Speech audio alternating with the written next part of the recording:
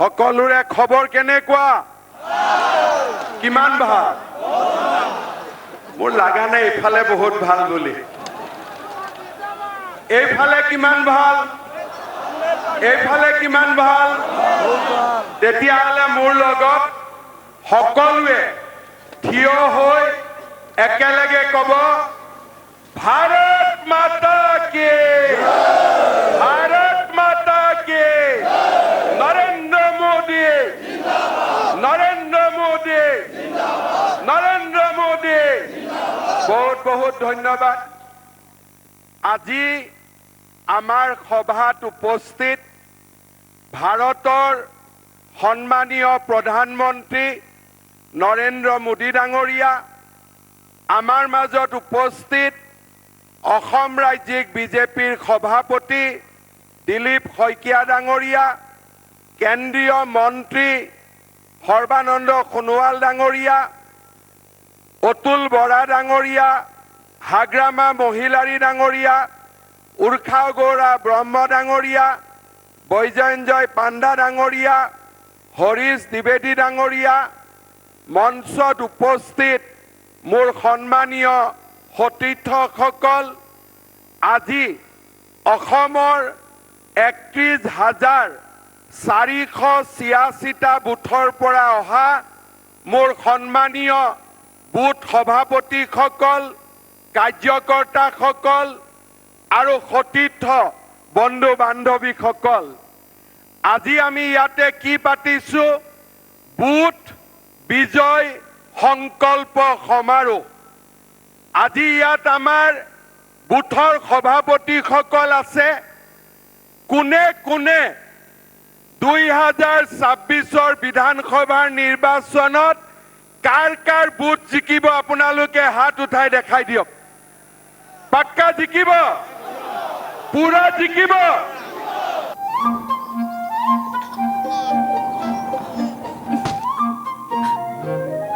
Baby প্ৰথম winter নহয়নে ঠাণ্ডা বতাহ শুকান বতৰ আৰু এনে নিজিকো এইবাৰ আমি ৰেকৰ্ড কৰি জিকিম এইবাৰ আমি ৰেকৰ্ড কৰি জিকিম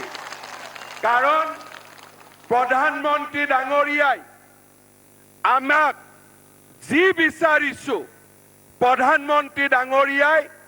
অসমক খেয়ে দিছে আমাক খেয়ে দিছে আমি বহু দিনৰ পৰা কৈ আছিলো যে যোৰহাট আৰু ডিব্ৰুগড়ৰ মাজত যিটো নেশ্যনেল হাইৱে তাৰ অৱস্থা বেয়া গাড়ী মটৰ নাযায় আজি প্ৰধানমন্ত্ৰী ডাঙৰীয়াই মৰাণলৈকে গৈছিল আমাক গাড়ী মটৰ যোৱা হাইৱেটো দিলেই লগতে এৰোপ্লেন নামিব পৰাও হাইৱে আমাক আজি প্ৰধানমন্ত্ৰী ডাঙৰীয়াই দিলে শ্ৰদ্ধাৰ কাৰ্যকৰ্তা বন্ধু বান্ধৱীসকল আপোনালোকে জানি ভাল পাব যোৱাকালি কেন্দ্ৰীয় কেবিনেটৰ বৈঠক হৈছিলে অলপ আগতে এই বৈঠকৰ সিদ্ধান্ত সদৰি কৰা হৈছে অসমত অহাৰ আগতে যোৱাকালি প্ৰধানমন্ত্ৰী ডাঙৰীয়াই গহপুৰ আৰু নুমলীগড়ৰ মাজত ব্ৰহ্মপুত্ৰৰ তলেদি সুৰংগ নিৰ্মাণৰ বাবে 18,000 টকা অনুমোদন কৰিছে কাজিৰঙাৰ ওপৰত এলিভেটেড কৰিডৰ বগীবিলৰ দলং ধলা খদিয়াৰ দলং গুৱাহাটী উত্তৰ গুৱাহাটীৰ দলং নাৰেংগী কুৰুৱাৰ দলং আৰু এতিয়া গহপুৰ আৰু নুমলীগড়ৰ মাজত সুৰংগৰ নিৰ্মাণ আমি অসমীয়াই যি জীৱনত কেতিয়াও কল্পনা কৰা নাছিলো প্ৰধানমন্ত্ৰী ডাঙৰীয়াই আজি আমাক হিয়া উজাৰি অসম মাতৃৰ বাবে তেখেতে ভাবিব নোৱাৰা উপহাৰ আমাৰ বাবে আগবঢ়াই দিছে মই যিদিনাখন কৈছিলো কাজিৰঙাৰ ওপৰত এলিভেটেড কৰিডৰ হ'ব মানুহে মোক হাঁহিছিলে যেতিয়া কৈছিলো নুমলীগড় আৰু গহপুৰৰ মাজত টানেল নিৰ্মাণ হ'ব তেতিয়া মানুহে আমাক হাঁহিছিলে, কিন্তু প্ৰধানমন্ত্ৰী ডাঙৰীয়াৰ নেতৃত্বত আজি আমি প্ৰমাণ কৰিছো যে অসমৰ বিজয়ত এতিয়া কোনো বাধাৰ প্ৰাচীৰ সন্মুখত থাকিব নোৱাৰে। মইতো বিশ্বাস কৰো অহাবাৰ যেতিয়া আমাৰ ৰাজ্যত বিজেপি আৰু NDAৰ চৰকাৰ আহিব, ব্ৰহ্মপুত্ৰৰ পানীৰ ওপৰতো এৰোপ্লেন নামিব, ব্ৰহ্মপুত্ৰৰ পানীৰ ওপৰতো এৰোপ্লেন নামিব। আৰু মই এনেই কোৱা নাই, মই যি কওঁ ভাবি চিন্তি কওঁ। আৰু মই আজি আপোনালোকক ক'ব পাৰো যে আপোনালোকে বিজেপিৰ চৰকাৰ দিয়ক। এইবাৰ 1.5 লাখ চাকৰি হ'ল, অহাবাৰ 2 লাখ চৰকাৰী চাকৰি হ'ব। মই এনেই কোৱা নাই, এইবাৰ 1.5 লাখ বিঘা মাটি আমি এভিকশ্যন কৰিছো, অহাবাৰ 5 লাখ বিঘা মাটি আমি এভিকশ্যন কৰিম। মই এনেই কোৱা নাই, এইবাৰ মুখ্যমন্ত্ৰীৰ আত্মনিৰ্ভৰ অভিযান 1 লাখ যুৱক যুৱতীয়ে লাভ কৰিছে,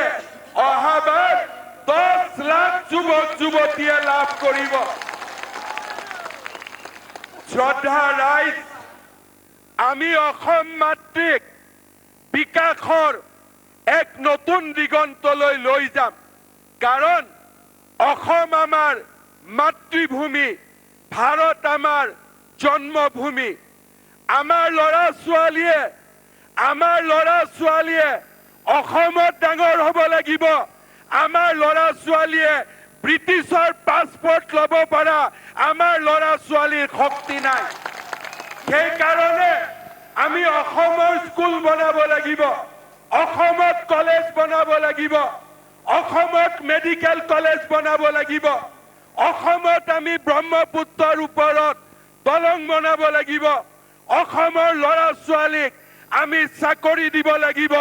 আৰু অসমক ভাৰতৰ ভিতৰতে সৰ্বশ্ৰেষ্ঠ ৰাজ্য হিচাপে আমি নিৰ্মাণ কৰিব লাগিব। আৰু মই বিশ্বাস কৰো NDAৰ নেতৃত্বত, প্ৰধানমন্ত্ৰী নৰেন্দ্ৰ মোদী ডাঙৰীয়াৰ নেতৃত্বত অসমে ছেমি কণ্ডাক্টৰ দেখিলে, অসমে সাৰ কাৰখানা দেখিলে। এতিয়া প্ৰধানমন্ত্ৰী ডাঙৰীয়া মাৰ্চত বৰাক ভেলীলৈ যাব, শিলচৰৰ পৰা বৰাপানীৰ পৰা গুৱাহাটী আমি 5 ঘণ্টাৰ ভিতৰত অহা যোৱা কৰিব পাৰিম। 22,000 কোটি টকাৰ প্ৰকল্প প্ৰধানমন্ত্ৰী ডাঙৰীয়াই উদ্বোধন কৰিব। এয়া অসমৰ বাবে স্বৰ্ণিম দিন। প্ৰধানমন্ত্ৰী ডাঙৰীয়া কোকৰাঝাৰত যাব, গেলেফু ভূটানৰ লগত আমাৰ ৰেল লাইন হ'ব, আৰু আমি অসমীয়াই আটাইতকৈ আমাৰ অসমখনক ভাৰতৰ ভিতৰতে সৰ্বশ্ৰেষ্ঠ ৰাজ্য বনাবলৈ আমি নিজকে উৎসৰ্গা কৰিম। আমি নিজকে দিনে ৰাতিয়ে সমৰ্পণ কৰিম। প্ৰতিটো পল, প্ৰতিটো ক্ষণ আমি বিজেপিৰ কাৰ্যকৰ্তাসকলে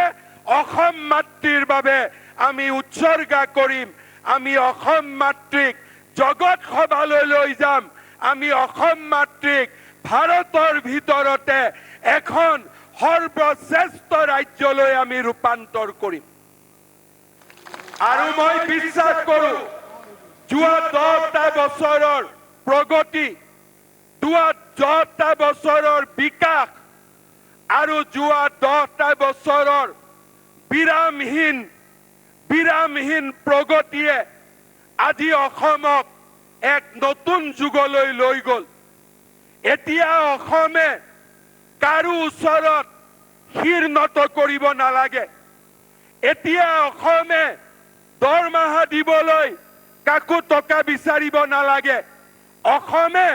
এতিয়া কাজিৰঙাৰ ওপৰত কৰিডৰ বনাবলৈ, ব্ৰহ্মপুত্ৰৰ তলেদি সুৰংগ বনাবলৈ আমি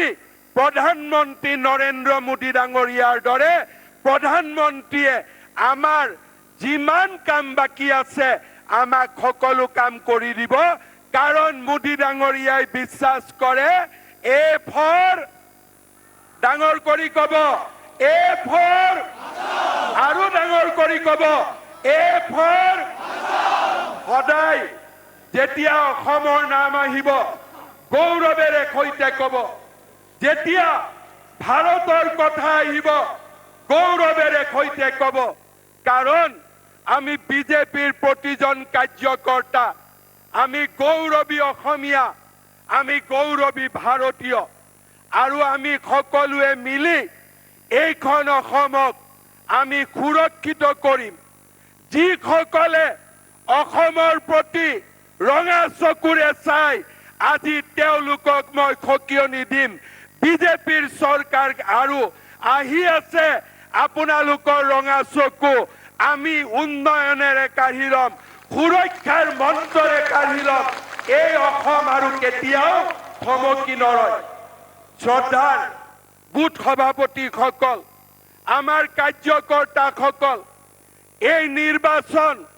২৬ৰ নিৰ্বাচন আমাৰ বাবে জীৱন আৰু মৰণৰ সংকল্প কাৰণ অসম এতিয়া তীব্ৰ গতিত আগবাঢ়ি গৈছে আমি অসমক থমকি ৰব দিব নোৱাৰো আমাৰ উচ্ছেদ অভিযান থমকি ৰব নোৱাৰে আমাৰ সিদ্ধান্ত থমকি ৰব নোৱাৰে অসমৰ বিকাশ আৰু থমকি ৰব নোৱাৰে আমি অসমক ভাৰতৰ ভিতৰতে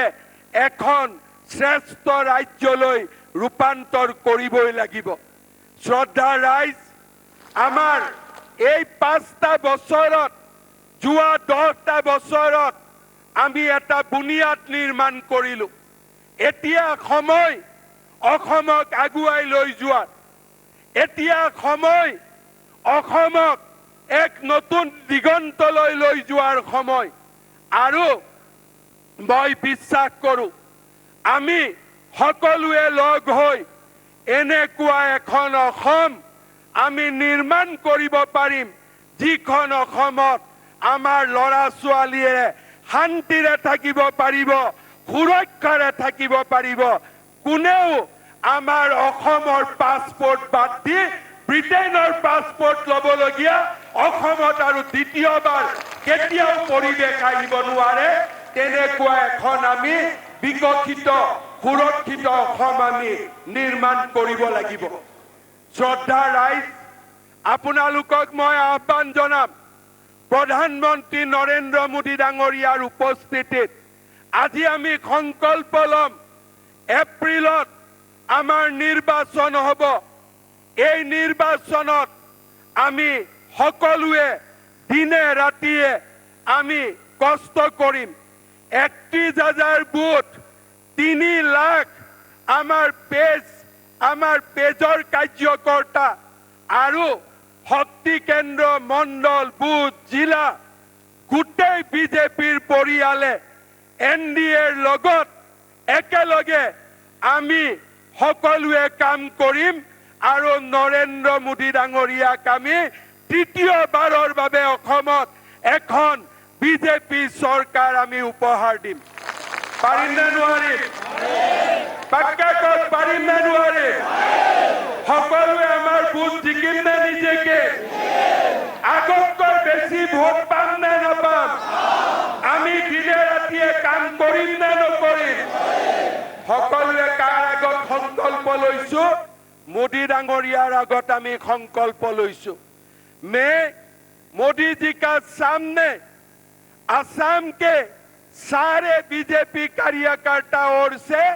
प्रधानमंत्री जी को हम ये आश्वासन देता हूं कि पहले से भी ज्यादा मजबूती से हम असम में बीजेपी का सरकार आपका नेतृत्व में लेके आऊंगा कि नहीं आऊंगा हर वोट हम लोग जीतेगा कि नहीं जीतेगा हम इलेक्शन तक दिन रात एक करके काम करेगा कि नहीं करेगा पक्का करेगा बोलिए भारत माता के, भारत माता के, नरेंद्र मोदी, नरेंद्र मोदी। बहुत बहुत धन्यवाद। जय हिंद, वंदे मातरम, जय असम।